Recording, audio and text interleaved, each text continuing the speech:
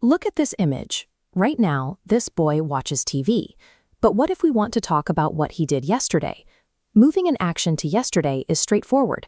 Just add ed to the base verb. Work becomes worked. And unlike other languages, English uses the exact same ending for everyone.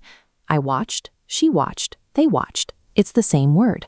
While other languages require complex conjugations for different subjects, this single structural rule allows you to describe any past action for anyone. But while the ed rule is universal for regular verbs, writing it down sometimes requires a slight adjustment based on how the base word ends. Let's look at this text animation. If a verb already ends with the letter E, like close, you don't need to add another one. You simply attach a D to make it closed. Then there's the Y trap. If a word ends in a consonant plus Y, like study, you drop the Y and add IED.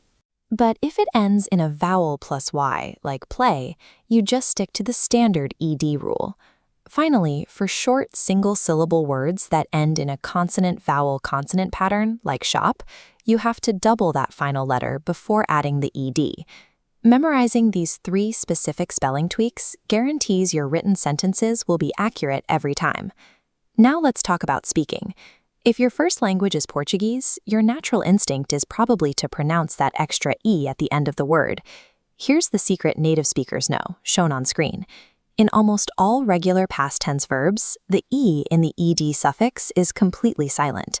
You don't say watched or played.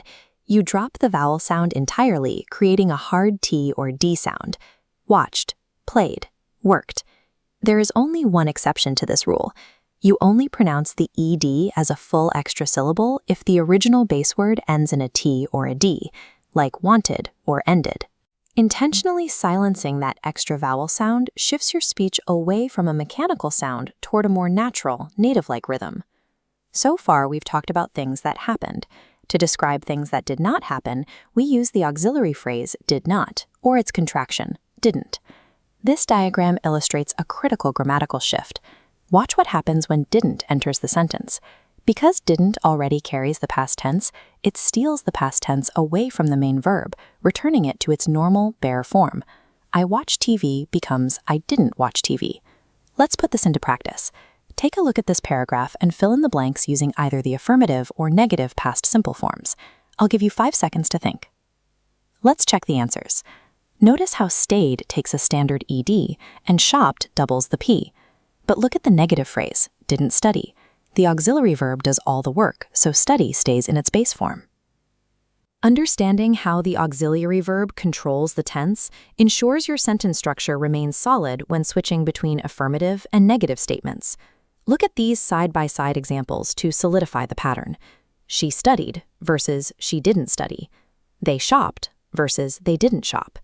If you see that ed suffix in the affirmative sentence, you use the bare base verb in the negative sentence. This chart brings together the spelling patterns, the negative structure, and the pronunciation rule we've covered.